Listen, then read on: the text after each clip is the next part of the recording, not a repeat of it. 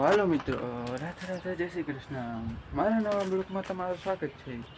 અને મારી ચેનલમાં નવા હોય તો લાલ બટન દબાવવાનું ભૂલતા નહીં. અને તો હાલો મિત્રો, આપણે ચડ્યા છીએ આના ઉપર. તો આખી વાળી દેખાય એમાં. જો અંદરનું છે ને, હા જો હળી ગયો એ બદલાવાનું છે.